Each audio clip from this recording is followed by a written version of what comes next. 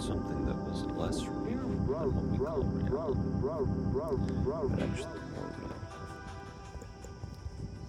He believed in what he called a fourfold vision. 4 realities superimposed on one another. 4 visions of the world that overlapped and synchronized with one another. Not 1, not 2, but 4. Why 4? I don't know. I'm going to look it up.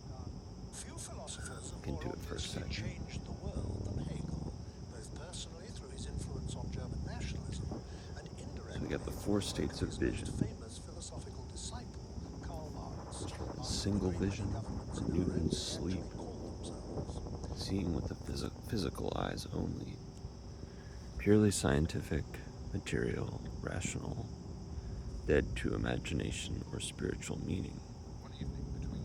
Then the twofold vision, adding symbolic or imaginative depth to the physical world, seeing an object as both a physical item and living idea. And threefold vision, Beulah's night, a state of emotional beauty, rest, love, and inspiration, perceiving the world through joy and empathy rather than cold facts. And finally, the fourfold vision, eternity, total spiritual and creative awakening, seeing all things as infinite, divine, and interconnected in the human form of imagination.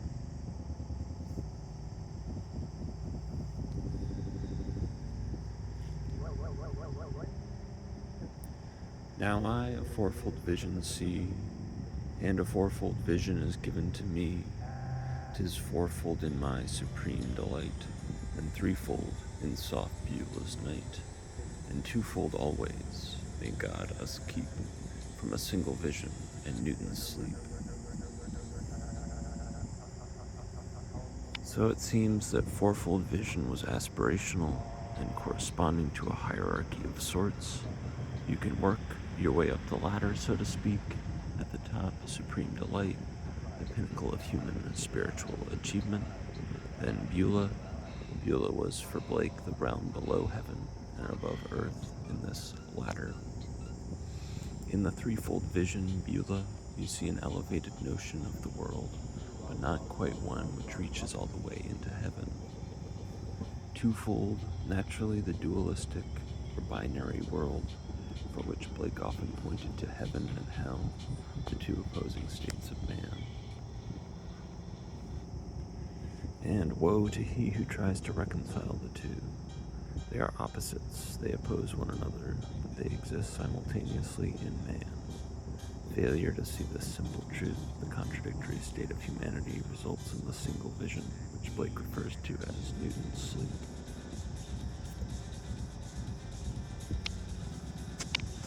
Why Newton? Newton ushered in secularism, that is, atheism, with his laws of motion and other work in the realm of physics, crushing the religious or spiritual worldview and resulting in the reversion of Christianity into deism, the idea that there was a God. No one wanted to give up the goat yet, so to speak, but he operated as a watchmaker. He set the laws of physics in motion at the beginning of time, and since then it's been working like a clock, like a machine. And now, as according to these laws of motion delivered by Newton, deism and Newton were the beginnings of the destruction of the previous system of beliefs in God, the winding down of his God's influence in the life of the human being, and substitution of these beliefs with mechanized systems of thought, human thought, centering the human being's powers of rationality, reason, the buzzword of the Enlightenment. Blake saw the epitome of Newton's vision deified in the symbolic or archetypal god, your reason, which sounds like your reason in Blake's Cockney dialect, as well as horizon, another symbol that plays a mysterious role in Blake's labyrinthine mythology.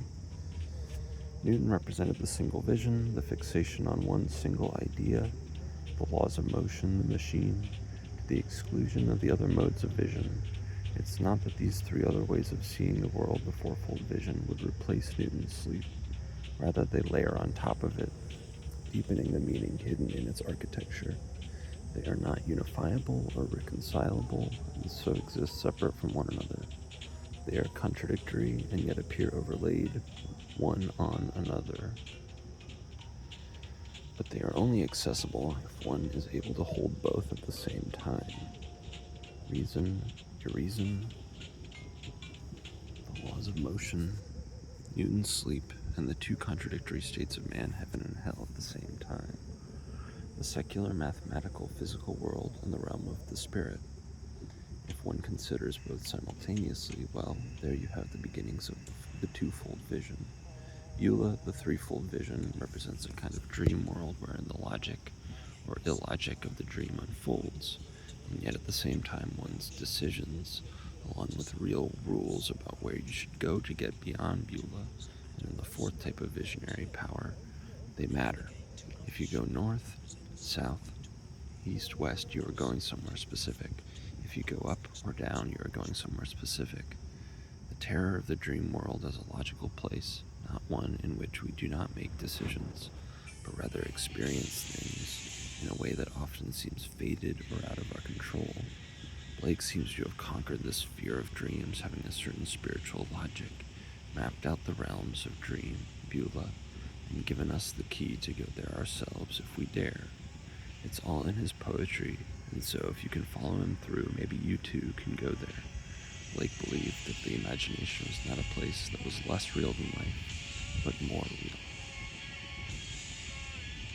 I give you the end of a golden string, only wind it into a ball. It will lead you in at heaven's gate, built in Jerusalem's wall.